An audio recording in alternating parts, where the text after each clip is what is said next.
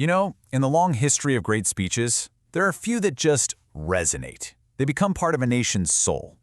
And maybe none more so than the Gettysburg Address. This thing is so much more than just a historical document.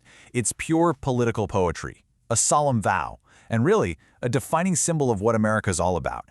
So let's unpack the incredible power packed inside this text. 272. That's it. That's the word count. Spoken out loud, it's barely 2 minutes long. Just think about that for a second. In an era where politicians would talk for hours, this level of brevity, well, it was absolutely shocking. And that's the big question, isn't it? How on earth did Abraham Lincoln, with fewer words than you'd find on the back of a cereal box, manage to capture the entire meaning of a horrific war and fundamentally reshape the idea of his own country? Okay, so to really get to the bottom of its power, we have to go where Lincoln went. And he didn't start on that bloody battlefield in 1863. No, he started way back, at the very beginning of the nation itself. He could have just said 87 years ago, but he didn't. He chose 77 years ago. It sounds almost biblical, right? That was on purpose. Those words immediately give the moment this timeless, historic gravity, tying the sacrifice at Gettysburg all the way back to the nation's birth. Now here's something absolutely crucial. Notice he's not talking about the Constitution here. He's reaching back even further to the Declaration of Independence. By doing this, he's reframing the entire Civil War. He's saying this isn't just about preserving a country. It's a fight for that one single radical idea, that all men are created equal. So, after anchoring us in that founding promise, Lincoln yanks us into the brutal present. He frames the Civil War as something much bigger than just a conflict. He presents it as a deep, existential test for the entire American experiment. And this is where the stakes get enormous. He broadens the scope beyond just America. The question wasn't just, will the United States survive? It was, can any nation built on these ideals of liberty and equality actually last? He's basically saying the very fate of democracy as an idea was on the line right there on that field. Now check this out. This is where Lincoln shows this incredible humility. He sets up a powerful contrast. He argues that his words, or anyone's words, are completely powerless next to what the soldiers actually did. Their actions, their sacrifice, that's what made the ground sacred in a way no speech ever could. And here we have what might be the most famously ironic line ever spoken.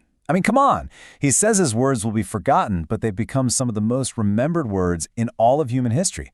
And the reason why is because they so perfectly managed to immortalize what those soldiers did. And right here, the speech makes a massive pivot. It stops being about honoring the past and starts being about commanding the future. Lincoln throws down a challenge, and he throws it directly to the living, directly to us. This, right here, is the absolute heart of the address. It's not a eulogy, it's a mission statement. He's saying the only real way to honor the dead isn't with speeches or statues, it's by picking up the torch and finishing the work that they started. And he doesn't just leave it at that. He lays out a clear plan. You can see it as a four-step progression. We take their devotion, we make a firm resolution, and we work toward these two ultimate goals, a new birth of freedom and the survival of democracy itself. This isn't just a suggestion, it's a mandate for every single generation to come. All of this builds toward that majestic, completely unforgettable conclusion of the speech. This is where Lincoln elevates the whole purpose of the war to its absolute highest level. This phrase is so vital. For Lincoln, winning the war wasn't about going back to how things used to be. Not at all. It was about creating something new. This new birth of freedom means you don't just preserve the Union, you purify it. You rededicate it to a better, truer, more inclusive kind of liberty. And now it begins, the final, immortal line. He starts with the foundation, the very source of all power in a democracy, the people. Then he adds the next piece, the engine of that power. It's a government run by the people through their own actions and choices. And finally, he gives us the whole point, the purpose of that power.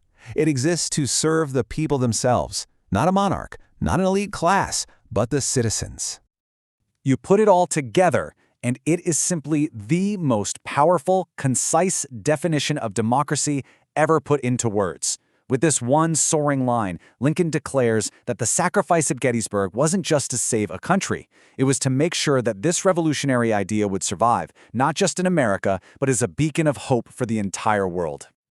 And so Lincoln's words just echo through time, don't they? They leave us with this profound and lingering challenge. He passed the torch to his generation, they passed it to the next, and now it's in our hands. And the question he posed all those years ago is still the one we have to answer. What is the unfinished work that remains for us today?